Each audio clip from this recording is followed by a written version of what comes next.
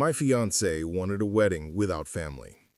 At first, I thought it was just shyness, maybe nerves about standing in front of people. But the more I pictured it, the stranger it felt. Because who doesn't want their parents, their siblings, their own blood at their wedding? My name is Tyler Brooks. I'm 30 years old, born and raised in Cleveland, Ohio. I'm not the type who needs a big spotlight, but I always imagined my wedding as a gathering. Laughter, toasts, maybe even a few embarrassing stories from relatives. I grew up with the ache of an absent father, and because of that, I've always longed for a family that felt whole. That dream seemed to come true the day I met Emily Alvarez. We worked at the same company downtown. She wasn't the loudest in the office, but there was something magnetic about her. Sharp, efficient, never flustered, even when the rest of us were buried in deadlines. I remember the first time she smiled at me across the break room table. It wasn't flirtatious. It was the kind of smile that made you feel like she saw you, like you mattered. From then on, I found myself inventing excuses to pass by her desk, to ask questions I already knew the answers to, just to hear her voice steady the chaos. It started with coffee breaks, then short walks after work. Before long, it was Friday nights on my couch with takeout containers, and her head resting lightly on my shoulder. Life with Emily felt simple, in the best way. Two people who could carry the week's weight together and still laugh about burnt popcorn or broken umbrellas. But one thing always stood out. She never spoke of her family. Not in the casual way people do. No, my mom used to make this dish. No, my brother once said, just silence, as if her life had begun the day we met. At first, I respected it. Everyone has boundaries. But as our relationship deepened, the silence grew louder. When I asked her to marry me, she cried and said yes. We celebrated with champagne and paper cups, laughing like kids. Yet, when talk turned to the wedding, Emily surprised me. "Let's keep it small," she said one evening. "Just us, maybe a few close friends. No reception, no fuss." I chuckled, thinking she was joking, but her eyes held steady. "You mean no family?" I asked. Her pause was brief, but heavy. "Right, no family." I tried to swallow my questions, but they stuck in my throat. I'd seen her deflect before, but never so directly. A wedding without family? No proud father walking her down the aisle? No sister or brother to stand beside her? No parents to cry during the vows? It didn't make sense. Still, I loved her too much to push that night. I told myself it was her choice, that maybe her family lived far away or couldn't afford the trip. But deep down, a cold unease began to spread. The more we planned, the sharper the unease became. Each time I mentioned inviting people from her side, her voice hardened. "I don't want them there, Tyler. Please, just let it go." Let it go. Easy words, but impossible for me. Because family, messy or not, was something I'd craved all my life. And now the woman I loved wanted to erase hers entirely. That's when I realized I couldn't stand before an altar and promise forever while knowing nothing about the people who made her who she was. I told myself it was just curiosity, but the truth was harsher. I needed to know why Emily Alvarez wanted to bury her family so deep. And if she wouldn't tell me, I would have to find out myself. On the surface, life with Emily was everything I'd ever wanted. Our apartment wasn't big, but it was warm. She filled the rooms with small touches, candles on the windowsill, stacks of books on the nightstand, grocery lists written in neat cursive pinned to the fridge. At night, we cooked together, laughed about recipes gone wrong, and planned trips we never had time to take. Anyone who saw us would have thought we were perfect, and for a while, I believed it too. But perfection has cracks you don't see until you're too close. For us, that crack was silence. Silence about her family. It became most obvious the night I brought Emily to dinner with my mother. My parents had split when I was a kid. My father drifted out of our lives like smoke, and my mother carried the weight of both roles. She was proud when I introduced Emily, proud to see me with someone steady and kind. But mothers notice things, and mine noticed the quiet. "Emily," she asked between bites of roast chicken, "what about your parents? Will they be joining for the wedding?" I watched the color drain from Emily's face. She smiled quickly, the kind of smile meant to patch over a hole. "No," she said. "They live far away. It's complicated." Complicated. That was all she offered. My mother nodded politely, but her eyes flicked to mine, sharp with unspoken questions. After dinner, she pulled me aside. "Tyler, you deserve to know who you're marrying. Don't ignore the signs." Her words lodged deep in my chest, because I'd been ignoring them, convincing myself love was enough, but love without truth felt like building on sand. Later that night, as Emily and I walked home, I tried to push gently. My mom was just curious. Don't you think it would be nice if your family was there too, even just for the ceremony?" Her grip on my hand tightened. "Tyler, I told you, I don't want them there. Please, drop it." Her tone wasn't angry. It was pleading, but that only made it worse. I lay awake that night, staring at the ceiling, listening to her breathe softly beside me. My mind wandered to my own father, the man who had left without a word, leaving behind questions I still carried like stones. That hollow space in my life was why I wanted a wedding full of family, full of witnesses. I wanted proof that bonds could last. But Emily wanted absence. The more I thought about it, the more I realized her silence wasn't just preference, it was protection. From what? I didn't know, but I felt it in the way her eyes darted away when I said the word family, the way her shoulders tensed when she heard children playing outside, the way she locked the subject like a door I wasn't allowed to open. And it left me wondering, what was behind that door? I told myself to be patient, to let her open up in her own time. But patience has limits, especially when you feel your future balanced on something unseen. One night, when she fell asleep on the couch with her hair spilling across my arm, I looked at her and made a quiet promise to myself. If Emily wouldn't tell me the truth, I would find it. Not because I doubted her love, but because I couldn't build forever on shadows. I didn't know yet where that decision would take me. I only knew that love had carried me this far, but curiosity and a gnawing fear would carry me the rest of the way. The weeks that followed were filled with wedding talk, but the kind that felt lopsided.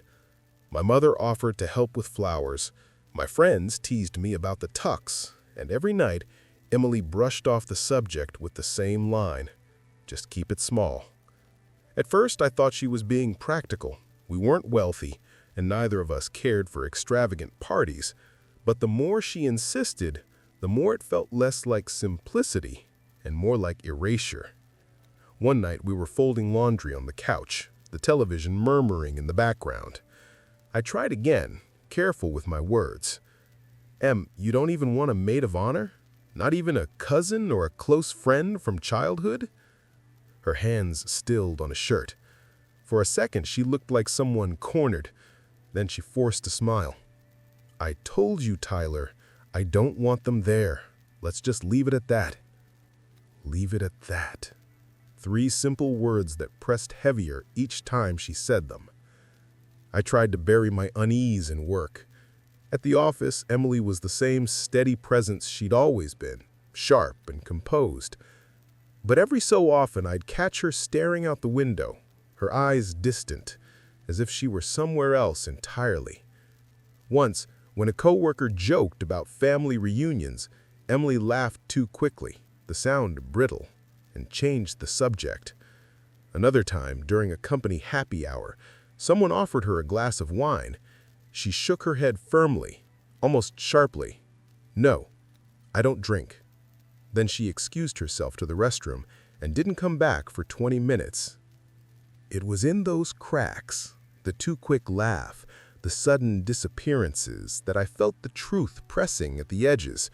She wasn't just avoiding her family, she was haunted by them. And I couldn't shake the thought, if she carried ghosts into our marriage, wouldn't they become mine too?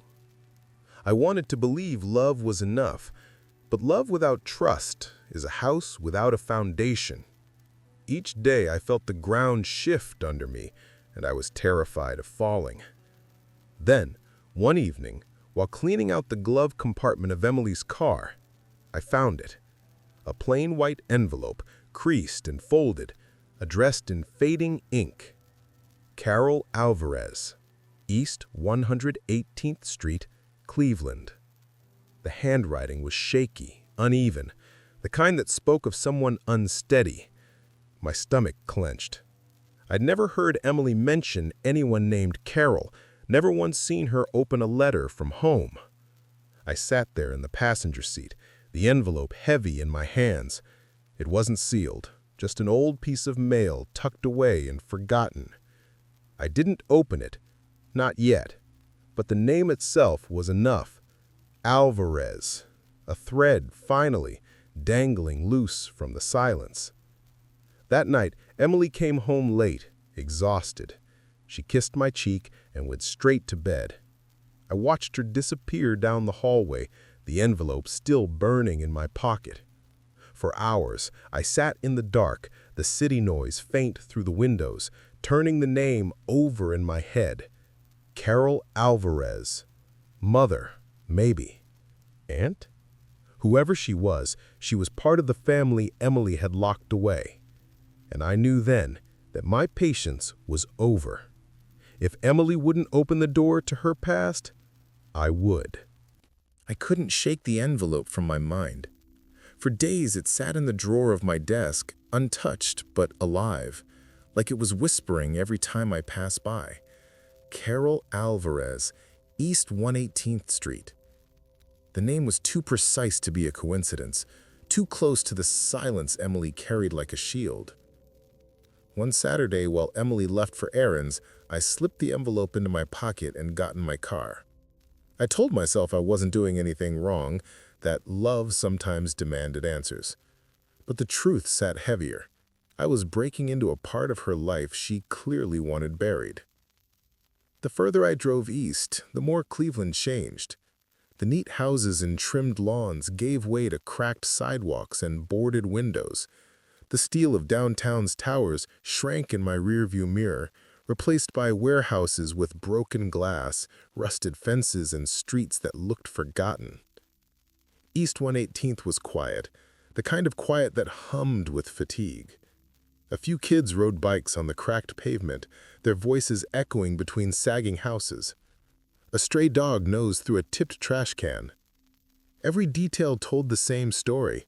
Life here was hard, and it left marks. I parked a few houses down from the address and sat there, heart pounding. The Alvarez name was painted in peeling letters on the mailbox, crooked and fading. The porch sagged, the curtains yellowed, and a pile of beer cans glinted near the steps. This was it. I stepped out of the car, gravel crunching under my shoes. The air smelled of stale liquor and damp wood. My chest tightened as I walked toward the house, each step heavier than the last. Before I could knock, a voice cut through the stillness. "Hey, you lost?" I turned. A girl, thin, with dark blonde hair tied back in a messy ponytail, stood on the sidewalk a few yards away. 16, maybe younger at first glance, but her eyes told a different story. Green, sharp, unflinching, eyes that carried more years than her frame suggested. I swallowed. "I'm looking for the Alvarez family." She tilted her head, studying me like a puzzle she'd seen before. Then she shrugged. They're inside, but you don't want to go in there." Her voice wasn't casual. It was laced with bitterness, the kind that comes from a wound too old to heal clean. Before I could ask more, the front door creaked open. A woman leaned against the frame, her bathrobe stained, hair matted, a bottle dangling from her hand. Her gaze swept over me, suspicious and weary. "What do you want?" she rasped. The girl's jaw tightened. She crossed her arms, defiance flickering in her posture. I opened my mouth, but no words came. I wasn't ready. Not for the smell of vodka, not for the heaviness in the girl's stare, not for the door that seemed to open into a life Emily had fought to erase. I'm sorry, wrong house," I stammered. The woman narrowed her eyes but didn't press. She muttered something under her breath and disappeared inside, the doors slamming shut behind her. The girl, though, didn't move. She kept her gaze fixed on me, unreadable. For a heartbeat, I thought she might speak, might tell me who she was. But then she turned and walked briskly down the street, shoulders stiff. I stood there, on the porch steps, breath fogging in the cold air, pulse hammering. I had come looking for answers. Instead, I had found a door I wasn't sure I wanted to open, and a girl whose eyes told me Emily's silence was protecting something darker than I had ever imagined. I sat in the car for a long time after the door slammed, staring at the faded house on East 118th. The woman's face, red-rimmed eyes, bathrobe clinging to her frame, burned in my mind. But it wasn't her I kept thinking about. It was the girl, 16 at most, yet carrying herself like someone who'd already lived 2 lifetimes. The next day, I drove back. I told myself it was reckless, that I had no right, but something about her eyes wouldn't let me go. This time, I found her sitting on the curb outside a corner store, picking at a lollipop stick. Her sneakers were torn, her jacket 2 sizes too big. She saw me before I could speak. "You again," she said flatly. I raised my hands, cautious. "I'm not here to bother you. I think I know your sister." Her eyes sharpened. "Emily?" Hearing her name in that voice nearly knocked the air out of me. "Yes, Emily Alvarez. She's my—" I hesitated. "She's my fiancée." For a second, the girl's mask cracked. Something like relief flickered in her expression, quickly buried beneath suspicion. "She never talks about me, does she?" I shook my head. Honesty the only thing I could offer. "No, she doesn't." The girl looked away, chewing the inside of her cheek. Figures. We sat in silence, the city noise filling the space between us. Finally, she spoke again, her voice low. "My name's Sophia." The name hit me harder than I expected. A shape to the shadow Emily had hidden. A life behind the silence. "She left," Sophia said, her tone brittle. "Years ago. After Daniel died. She couldn't stay. None of us could." Daniel. A name I'd never heard, yet it carried the weight of a gravestone. Who was Daniel? Her jaw tightened. "Our brother. He worked construction. Long hours, dangerous sights. One night there was an accident. The beam collapsed. He didn't make it." The words hung between us, heavy and unmovable. "They covered it up," she added, bitterness flaring in her eyes. "The boss didn't want trouble. Didn't want anyone asking questions about workers who weren't supposed to be here. My dad—" She stopped, shaking her head. "He told us to stay quiet. Said it was the only way to survive." Her voice cracked, but her gaze didn't waver. Emily couldn't forgive him. She said silence was the same as letting Daniel die twice. So she left, and she never came back. I swallowed hard, the pieces clicking together. Emily's silence wasn't about shame. It was about grief, about betrayal. "And you?" I asked softly. Sophia hugged her knees to her chest. "I'm still here. Dad keeps me close. Says school isn't worth it. Says I should work instead. But I want out.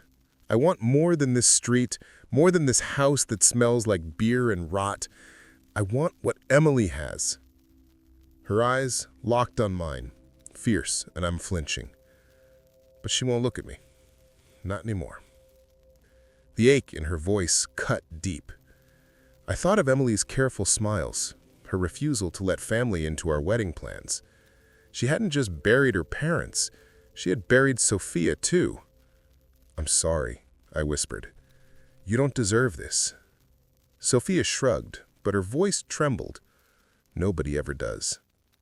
I sat there caught between two worlds, the woman I loved, building a life with me, and the sister she left behind, trapped in the shadow of a secret that had already killed one of them. And in that moment, one truth became clear.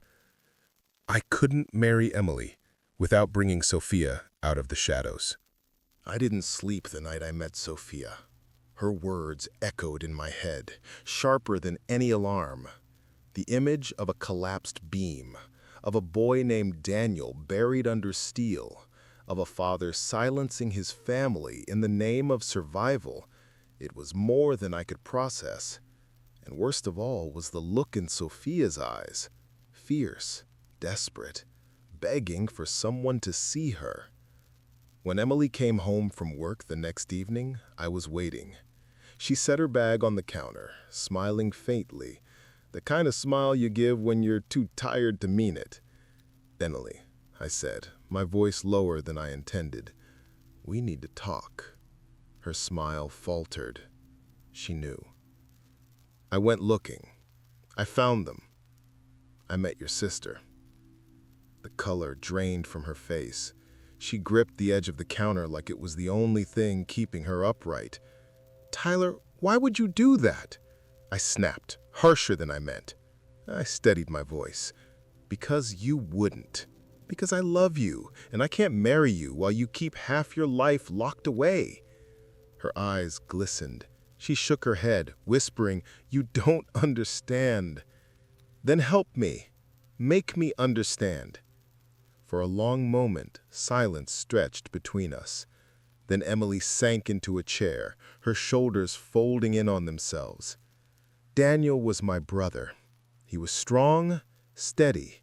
He kept us together when our parents couldn't. He worked construction, long shifts, dangerous conditions, and one night, it killed him." Her voice broke. Tears slipped down her cheeks, but she didn't stop. "When it happened, we wanted to fight, to demand justice. But my father, he was terrified. We were already living on borrowed time in this country. If we spoke up, if anyone dug too deep, everything would unravel. So he told us to stay silent, to act like it never happened. And my mother, she drowned herself in bottles instead of answers." I listened, my chest tight. This was the door she had kept locked, the shadow behind every deflection. I couldn't take it. Every time I looked at them, I saw Daniel dying all over again. So I left. I left them all, even Sophia. I thought it was the only way to survive. Her hands trembled as she buried her face in them. "Do you see now, Tyler? Do you see why I wanted a wedding without family? They're gone, broken. Nothing good comes from that house." I knelt beside her, taking her hands gently. "Emily, she's 16. She's still there. She's not broken. Not yet. But she will be if you keep pretending she doesn't exist." She froze, her eyes locking onto mine. "You already lost Daniel," I said steadily. "Are you willing to lose Sophia too? Because that's what's happening, right now." Her lips parted, but no words came. I leaned closer, lowering my voice. "I grew up without a father. I know what it's like to be left behind, and I won't stand by and watch Sophia go through the same. If we're going to build a life together, she has to be part of it. Not later, now." Emily's tears spilled freely. She shook her head weakly, caught between fear and love, between the past that scarred her and the future I was offering. I held her gaze, unwavering. This isn't just about a wedding anymore. It's about who we choose to be. You, me, and your sister. The room was quiet, except for the sound of her broken breathing. And in that silence, I knew the next choice would decide everything. The next morning, Emily sat at the kitchen table with a mug of untouched coffee, her hands wrapped around it like she was afraid to let go. Her eyes were red from the night before, but there was a new steel in them, a flicker of something I hadn't seen in her before. "You're right," she said quietly. "I can't keep running. If we're going to build a life together, it has to include her." I reached across the table, covering her hands with mine. For the first time, I felt the silence between us break. Not completely, not yet, but enough for light to seep through. That week, Emily called a community center she remembered from years ago. They connected us to a legal aid group, people who'd seen families like hers 100 times before, parents overstaying visas, kids caught between two worlds, young girls forced to carry burdens heavier than their years.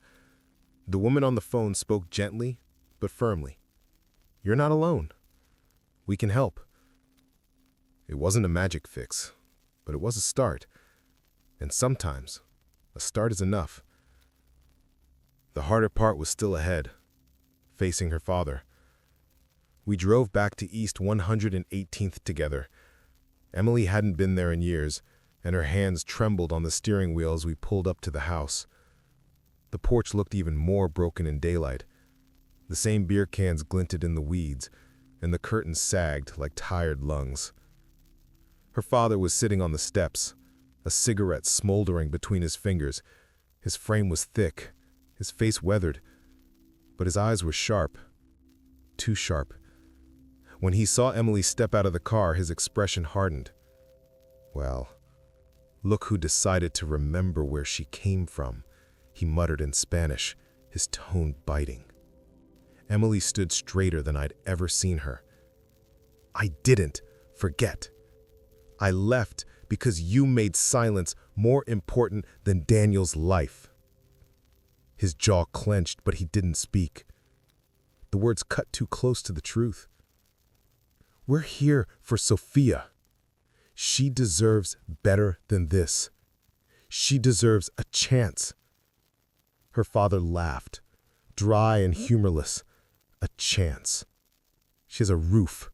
She has food. That's more than most." "She has a cage," Emily shot back. Her voice cracked but didn't waver. "And I won't let her grow up believing that's all she deserves." Sophia appeared in the doorway, her green eyes wide, her body tense, like a deer caught between flight and fight. Her gaze darted between her sister and her father. "Go back inside," he barked. "No," she said softly, almost a whisper. But in that whisper was defiance. I stepped forward, my chest tight. "You can't keep her locked here. She has rights, and people are ready to fight for them. You can scare her, but you won't scare us." The man's eyes flicked to me, cold and measuring. For a moment I thought he might stand, that fists or worse would follow.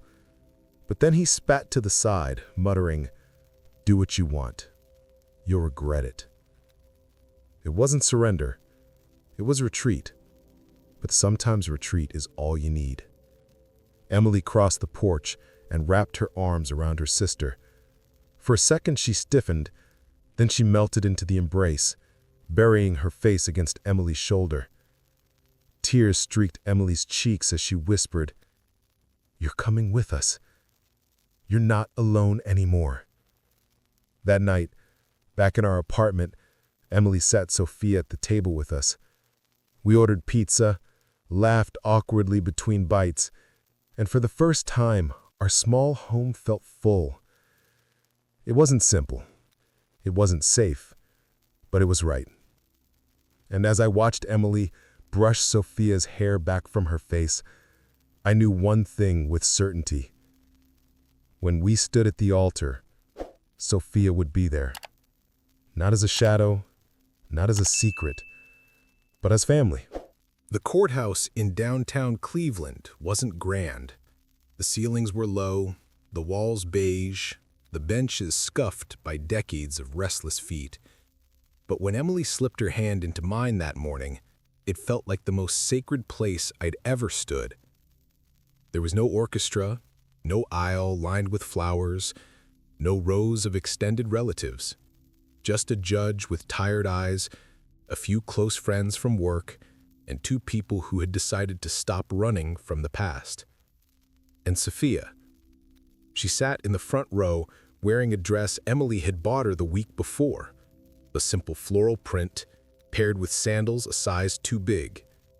She looked small, almost fragile, but her eyes glowed with something new, pride. When she smiled at her sister, it wasn't the brittle smile of a girl surviving another day. It was the smile of someone who finally believed she belonged. Emily's vows were soft, trembling but clear. I spent years building walls, Tyler. You showed me I don't have to live behind them anymore. My own voice cracked as I answered. I grew up believing family meant absence. With you, with Sophia, I finally understand it means presence. The judge signed the papers, and just like that, we were husband and wife. No applause, no confetti, just a quiet certainty that this was the beginning of something neither of us had dared to imagine. Afterward, we walked to a small diner a block away. Vinyl booths, coffee brewing in old pots, a waitress who figured out quickly why we were dressed up. When she brought out a slice of pie with "Congratulations" scribbled in chocolate syrup, the whole table laughed. It wasn't champagne in crystal glasses, but it was sweeter than anything money could buy. Sophia sat in between us, leaning into Emily's shoulder, her laughter ringing like a bell each time someone teased me for spilling coffee on my tie. For the first time since I'd met her, she didn't look like a girl trapped in shadows. She looked like a sister, a daughter, a future waiting to unfold. Later that evening, back at our apartment, I caught Emily watching Sophia as she spread her books across the kitchen table. "She's going to be okay," Emily whispered, her voice full of awe. For the first time in years, I believed that. I nodded, pulling her close. Because she's not alone anymore. None of us are. Months later, after long talks with lawyers and endless forms, we sat in a courtroom again, this time to finalize guardianship. Carol Alvarez didn't even show. The judge read the order, handed us the papers, and just like that, Sophia's fate shifted. When we stepped outside, she clutched the documents like a shield. Her green eyes shimmered with tears as she looked up at Emily, then at me. "Thank you," she whispered. I bent down, pulling her into an embrace. "No more thank yous, Sophia. From now on, we're family. That's it." The winter air was sharp, snow swirling in the streetlights. Emily slipped her hand into mine, Sophia holding on to my other side. For years, I had carried the weight of a missing father, the emptiness of being left behind. Emily had carried the guilt of a brother lost, the silence of parents who chose fear over truth. And Sophia had carried the burden of growing up invisible. But now, as the three of us walked together into the night, I realized something simple, something I had searched for all my life. Family isn't defined by blood or by the ghosts we inherit. It's defined by who shows up, who stays, who chooses you. And that night, for the first time, I knew. I wasn't just a husband. I was no longer alone.